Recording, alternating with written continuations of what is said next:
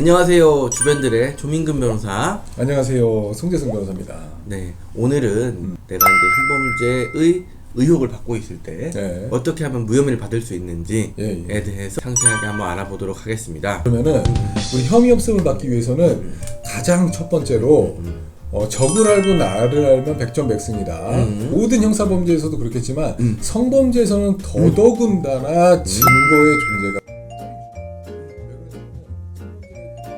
성범죄에 있어서 무혐의 받는 방법. 세 번째, 디테일의 악마가 있다. 맞아요. 피해자의 진술이 얼마나 구체적일지 알 수는 없지만은 그 피의자로 지목된 그 본인의 진술이 굉장히 디테일하고 구체적일수록 혐의 없음이 나올 가능성이 굉장히 높습니다. 맞아요. 이 디테일이 중요하다는 것은 두 가지 면에서 다 중요한데 여러분 제일 중요한 것은 피의자 신문이에요. 나중에 변호인이 거기에 대해서 이제 의견서를 내는 것은 당연히 그런 조사 내용을 바탕으로 내는 거기 때문에 피의자 신문을 받을 때 디테일하게 받지 못한 상태에서 변호인이 나중에 의견서만 내는 것만으로는 한계가 있어요. 그래서 사실은 충분히 사전에 그 변호사하고 미팅하에 조사에 같이 들어가서 아주 구체적으로 진술을 하는 게 1차적으로 중요해요.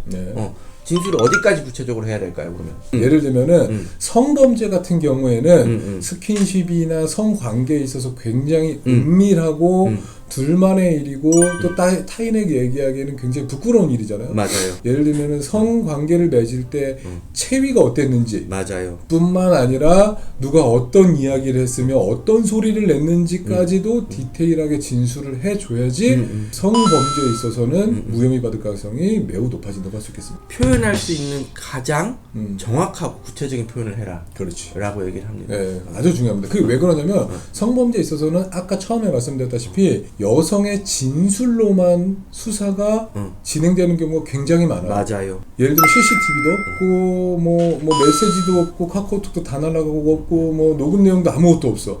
여성의 진술만으로도 피의자로 지목된 사람이 형사처벌 받기에 충분합니다. 왜? 여성의 진술도 하나의 증거기 때문에. 그렇기 때문에 그렇죠. 여성의 진술을 탄핵하기 위해서는 그 피의자 본인의 진술도 여성의 진술보다 훨씬 뭐 10배, 20배 더 구체적이고 자연스러워야지 경찰관이 설득되고 검사가 설득돼서 무혐의를 받을 수 있게 되는 거예요. 실제로 이제 그 우리 진행의 프로세스를 보면 고소장이 들어왔든 신고가 들어왔든 일단은 피해자가 먼저 조사를 받잖아요.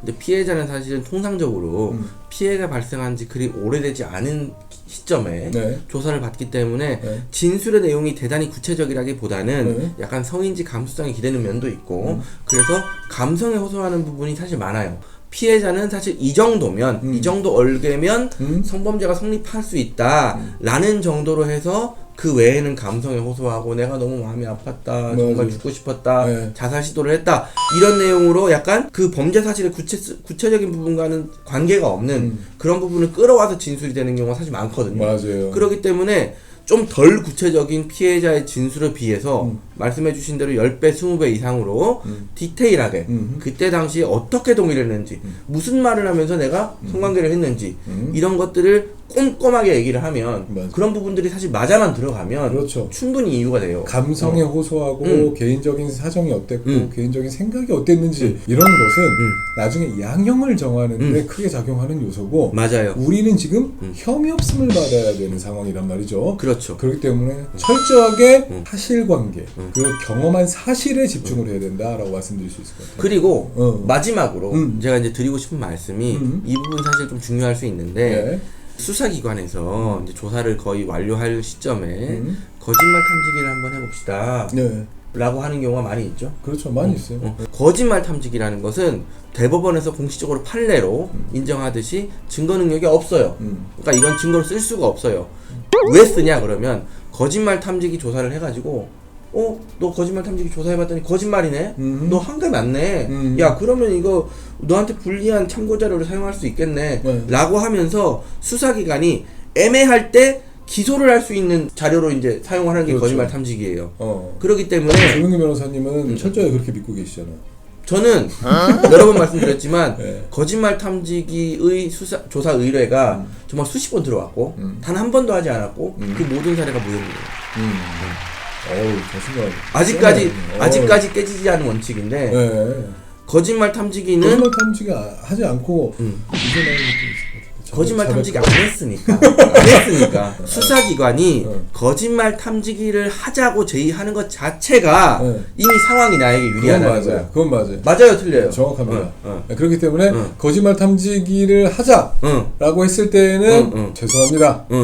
무형한 절차이기 때문에 거짓말 탐지기 절차는 진행하지 않겠습니다라고 정중하게 거절하는 게 필요할 것 같아요. 맞아요.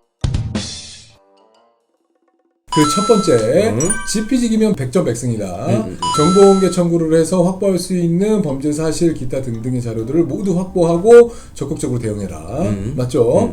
그리고 두 번째, 증거에 의해서 사건이 진행되기 때문에 자신의 범죄 현장을 둘러보든 아니면 자신이 보관하고 있는 카카오톡 같은 것을 적극적으로 제공하든 수사기관의 증거 수집에 관한 의견을 적극적으로 어필해라. 그리고 세 번째, 디테일의 악마가 있다. 사실관계를 굉장히 구체적이고 적나라하게 수사기관에 진술해라. 이 세 가지고요. 덧붙여서 우리 조민구 변호사님께서 꿀팁, 나아가서 혹시라도 수사기관에서 거짓말 탐지기를 해보자 라고 얘기한다고 한다면은 수사기관이 충분한 증거가 없구나 라고 일견 생각할 수가 있고, 절대로 수사기관의 거짓말 탐지기 요청에는 응할 필요가 없다 라고 정리를 해서 말씀드릴 수가 있겠습니다. 그럼 오늘 촬영 여기까지 하고 구독과 좋아요 눌러주세요.